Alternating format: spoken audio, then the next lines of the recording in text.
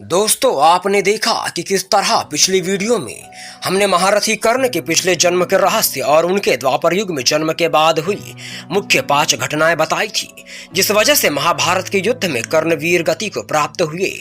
यकीनन यदि इतिहास में कर्ण के साथ छल नहीं किए जाते तो कर्ण को जीत पाना संभव नहीं था, लेकिन मनुष्य की प्रकृति और दोस्ती उसके भविष्य के निर्धारण में अहम भूमिका निभाती है।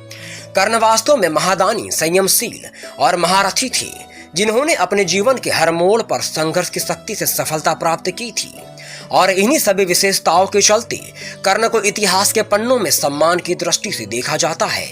लेकिन हम वीडियो में आगे बढ़े उससे पहले हमारे YouTube channel the incredible Hindu में आपका स्वागत है।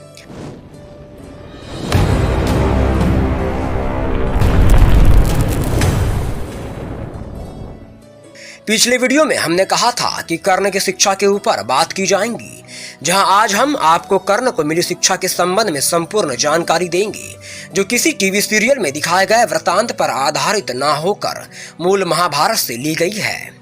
कर्ण की शिक्षा के संबंध में सदैव टीवी सीरियल के माध्यम से हमें यह बताया गया कि सूतपुत्र होने की वजह से कर्ण को गुरु द्रोण ने शिक्षा देने से मना कर दिया था, जिसके बाद कर्ण शिक्षा प्राप्ति हेतु महेंद्र पर्वत पर निवास कर रहे भगवान परशुराम जी के पास जा पहुंचते हैं, जहां ब्राह्मण का वेश धारण कर वे उनसे शिक्षा ग्रहण करते हैं।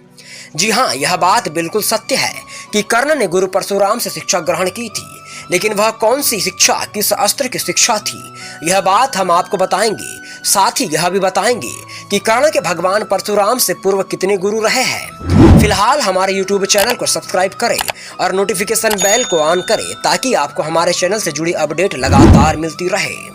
वीडियो में आगे बढ़ने से पहले हम आपको बता दें कि हमारे द्वारा कर्ण की शिक्षा के संबंध में निकाली गई जानकारी प्रामाणिक गीता प्रेस गोरखपुर की महाभारत से ली गई है।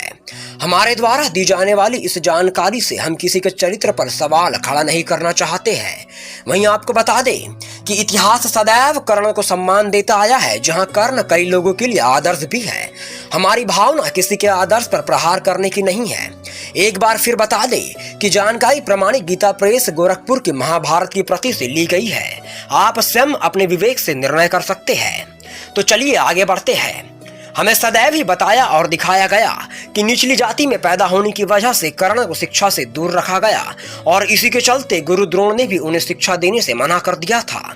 जब इस संबंध में महाभारत ग्रंथ में हमने पढ़ा तो जानकारी निकलकर सामने आई कि यह बिल्कुल गलत है, जबकि कर्ण ने गुरु परशुराम से शिक्षा प्राप्ति के पहले अन्य 2 गुरु, जिनमें गुरु द्रोण और गुरु कृपाचार्य शामिल है, उनसे भी शिक्षा ग्रहण की थी।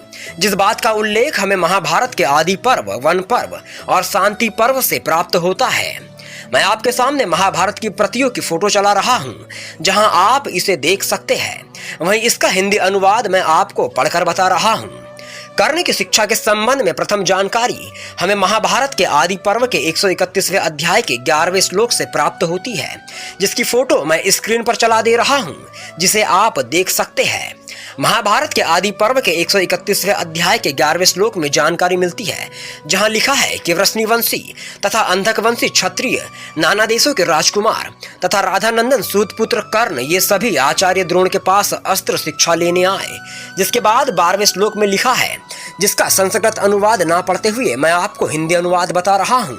12वें श्लोक में लिखित जानकारी के अनुसार सूतपुत्र कर्ण सदा अर्जुन से लाग डांट रखता और अत्यंत अमर्ष में भरकर दुर्योधन का सहारा ले पांडवों का अपमान किया करता था, जिससे साबित होता है कि कर्ण ने प्रारंभिक शिक्षा गुरु द्रोण से प्राप्त की थी।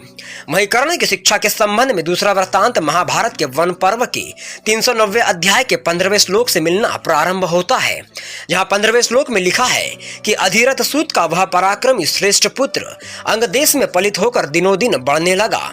कुंती ने गुप्तचर भेजकर मालूम कर लिया था कि मेरा दिव्य कवचधारी पुत्र अधिरथ के यहाँ पल रहा है।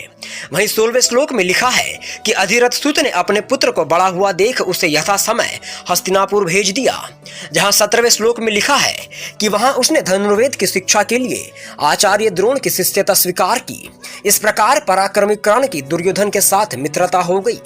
जिसके बाद श्लोक नंबर 18 में लिखा है कि वह मतलब कर्ण द्रोणाचार्य, कृपाचार्य तथा परशुराम से चारों प्रकार की अस्त्र विद्या सीखकर संसार में एक महान धनुर्धर के रूप में विख्यात हुआ।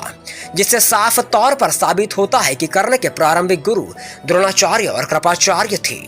वहीं वन पर्व के अंतर्गत आने वाले कुंडलाहरण पर्व में भी कर्ण की शिक्षा के संबंध में जानकारी मिलती है, जहां इंद्रदेव की कर्ण के साथ छल की मनसा को जानकर भगवान सूर्यदेव जब कर्ण को इस संबंध में सचेत करने पहुंचते हैं, तब श्लोक नंबर 7-8 में लिखा है, जहां कर्ण सूर्यदेव से कहते हैं कि देव, आपने पांडुनंदन अर्जुन से जो मेरे लिए डर की बात बताई है, उसके लिए आपके मन में कोई दुख और संताप नहीं होना चाहिए। भास्कर, मैं कार्तवीर्य अर्जुन के समान पराक्रमी अर्जुन को युद्ध में अवश्य जीत लूंगा। जिसके बाद श्लोक संख्या 9 में कर्ण सूर्यदेव से कहते हैं कि देव, मेरे पास भी अस्त्रों का जो महान बल है, इसे आप भी जानते हैं। मैंने जमदग्नि नंदन परशुराम तथा महात्मा द्रोणाचार्य से अस्त्र विद्या सीखी है। इन सभी श्लोकों की प्रतियां मैं स्क्रीन पर चला रहा हूं ताकि आप सभी देख सके। इस तरह महाभारत के आदि पर्व और वन पर्व में कर्ण की शिक्षा के संबंध में जानकारी मिलती है। इसके बाद कर्ण की शिक्षा के संबंध में जानकारी महाभारत में लिखित शांति पर्व से मिलती है। जब धर्मराज युधिष्ठिर नारद मुनि से करुणावश अपने बड़े भाई कर्ण की हत्या करने से शोकमय होकर सवाल करते हैं, तब नारद मुनि युधिष्ठिर को कर्ण के जन्म और उसे मिले श्राप के विषय में बताते हैं, जहां वे शांति पर्व के अध्याय 2 में श्लोक संख्या 3 में कहते हैं कि अनद, यह देवी देवताओं की गुप्त बात है जिसको मैं तुम्हें बता रहा हूँ।